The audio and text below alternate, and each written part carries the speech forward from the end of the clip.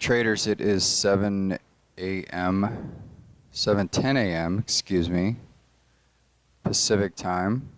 Today is June 17th. It's a Monday, 2019. Welcome to my trading journal. What you're looking at here is the Jigsaw day trader platform. This is trading on order flow. No charts here, no indicators, just all trading on order flow. Reading the bids and offers and making short in and out trades in intraday. Very quickly from left to right, this is the Ultra Bond all the way over here. These are futures products, symbol UV up here in the left hand corner. Just to the right of that is symbol ZB, which is the 30-year. Right here in the middle is ZF, which is the 5-year. And then you have a ZN, which is the 10-year. And all the way over here on the right is the ES, which is the E-mini S&P. And it typically trades inverse to the rest of these products here. So when this product, the ES, is going up, these should be going down. Should be. Caveat.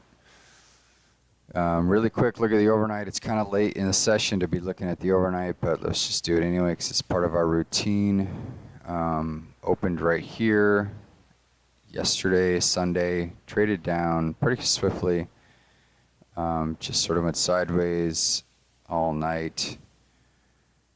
Then we had European Open. They sold it down a little bit more, kind of based it out at the previous low, and then it went back up. And then we had some data come out, and it's just sort of been sort of sideways-ish. Looks like it's kind of leaning on a little bit of resistance here, or support, excuse me.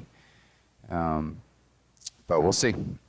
Quick look at the calendar. Not much there. We've already had 2 announcements. The Empire State Manufacturing Survey was a big miss, and the housing index was a slight miss. So those are your two announcements. Nothing else really on the calendar moving forward, so we're clear there. Price action is very slow. Very, very slow. It's like summertime slow. It's almost like we're waiting for some sort of data or announcement to come out. We just checked the calendar. There's nothing there. So, I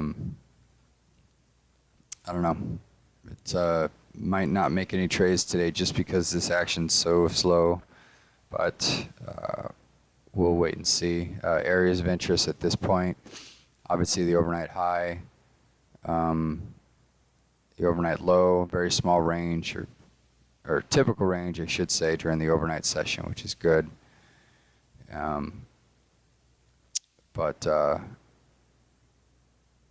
I'm not sure. I don't like engaging mid profile. If you've watched my previous videos, just not a big fan of that. So this might be one of those things where we don't even trade today. It's kind of what I'm looking at as far as what's shaping up right now. With that said, being very brief this morning just because I have other things to do. It is Monday, and I'm looking at this and I see that there's not a lot of opportunities. And if there is an opportunity, it's going to take a while to get there, is my suspicion. So pause the video, and we'll pop it back up if there is something to discuss or any opportunities pop up.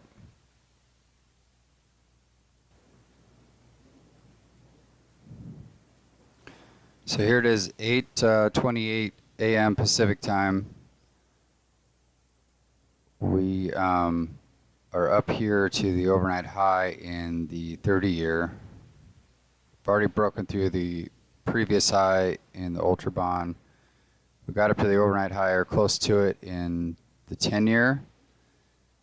I went ahead and went short right at the overnight high as soon as I saw a little bit of absorption, and then sellers stepped up and just started pushing this thing, or at least trying to slam it back down. That happened across the board. Context kind of dictates that. Trading the 10-year as opposed to the 30 year, or the 10 year, sorry. Trading the 30 year as opposed to the 10 year. I don't know what I just said. A little distracted. But ES has been holding this level more or less 99.98 for pretty much all morning. So I'm sort of expecting that to hold again and push back higher.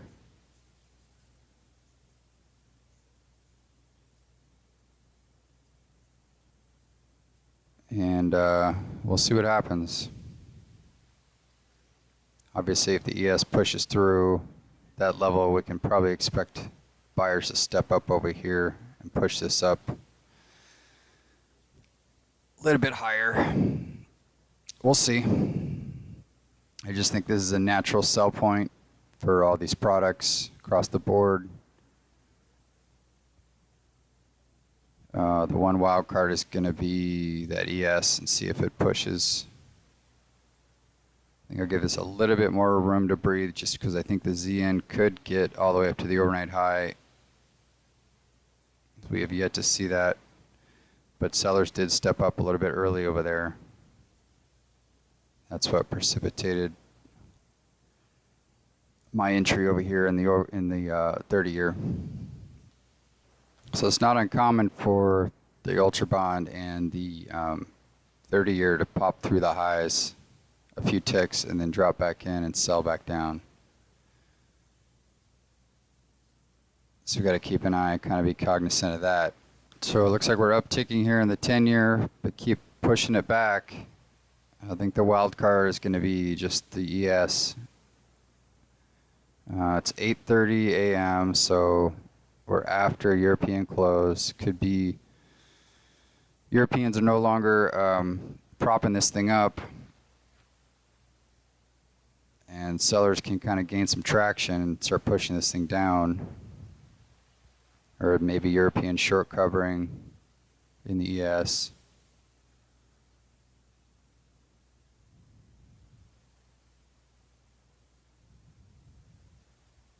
But that's going to be, I think we're going to cue in on that as far as the next move, whether we go higher or if we trade back down towards the point of control. Just really painfully slow price action. I think this all has to do with the Fed decision on Wednesday. So if the rest of the week, if tomorrow and Wednesday morning are going to be like this, then I'm just going to find other things to do. Still selling that overnight high over there in the 10 year. So I try not to do this too often, but I'm trying to add to this trade over here in the 30 year. Just because I try to look at this as if I wasn't in this position over here in the 30 year, what would I be looking at? What would I be seeing? Like, is my judgment clouded by the fact that I'm currently in a position? Because right now I think I'd be jumping into this a bit of a brick wall that they're putting up over here in the overnight high, expecting this to trade back down towards a point of control. So because I'm still in this trade over here, really I'm just sort of limited. Obviously I could sell the 10 year, the overnight high in the 10 year as well. But since I am already in this trade over here, might as well just add to it.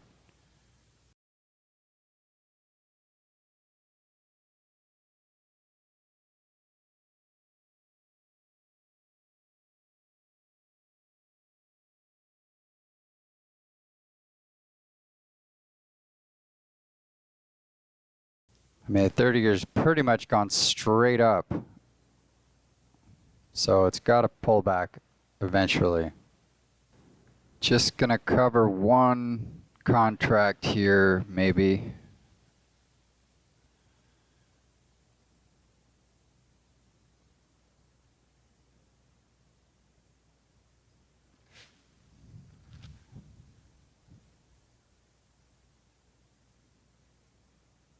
So that should take a little bit of the pressure off. Still got a 2 lot going. So technically we just took a loss on that one contract.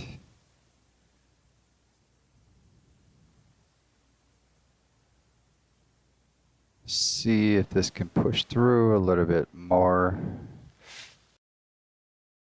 So yeah, this any sort of pushback up here might be met with sellers again, because that's kind of a second chance selling opportunity. Again, hoping that carries through over here to these products, and we can sell back down into closer to the point of control, and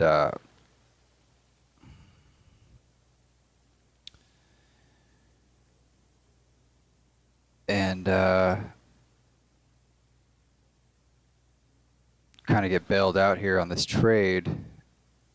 Again, the wild card remains the ES. If that were to catch a bid a little bit, it would put a lot of pressure on what's happening over here and help us drive this back down.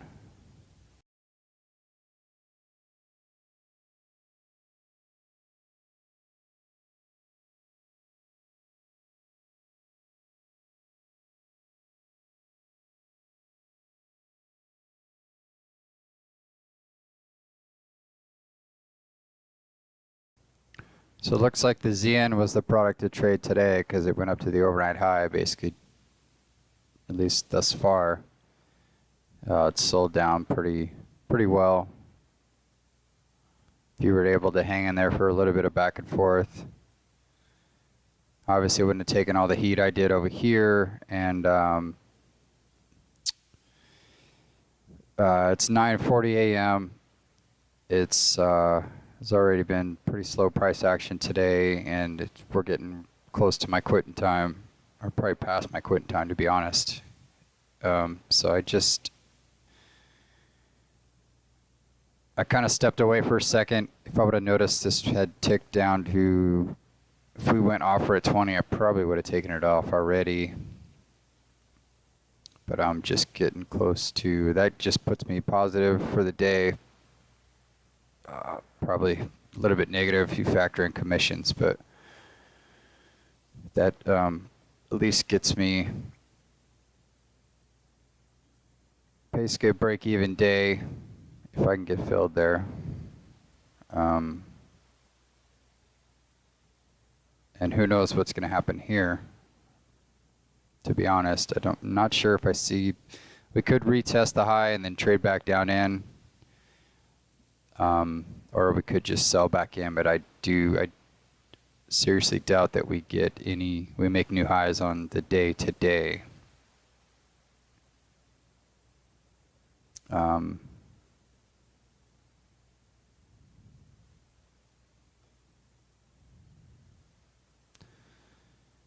So long story short, that's kind of why I think I would take this off with just a tick. Although now I'm starting to second guess that. I feel like I want to let it play out a little bit longer. I feel like 15-16 truly is really support for any sort of a move back, a pullback here.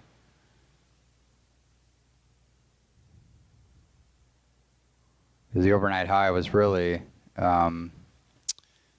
basically coincided with the open, and then we just sold right back down. So if like a true support level would be, let me look at a chart real quick just in case. Yeah, like 17-16. That's the last push higher, and then we dropped in all the way down to yonder, and then pushed up higher through this, and so you'd expect it to come down to this level.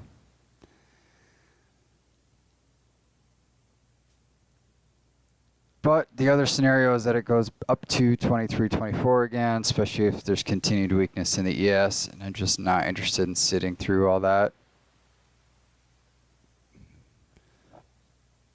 Excuse me. The other thing is taking a scratch here, because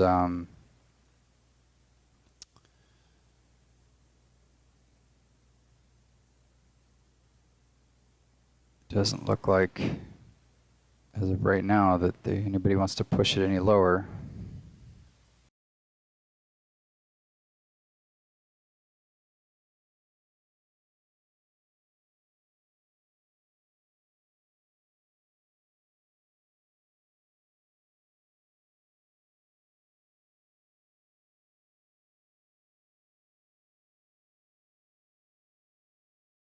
So I just got a phone call and got a little distracted there, but I did pull that off just because I'm done fucking around with this. And once again, to reiterate, the overnight high was in the 10-year was the trade for today. Missed that because I was dicking around over here in the 30-year, and the call I just got is basically the other things that I have to take care of today. The other job that starts right about now. So this video is over if I even posted it at all, because I don't really see if there's a lot of value in it. But we'll see. I might have time to edit it today. I might not. I don't think it's high on the priority list. But that said, good luck everybody, and we'll see you tomorrow.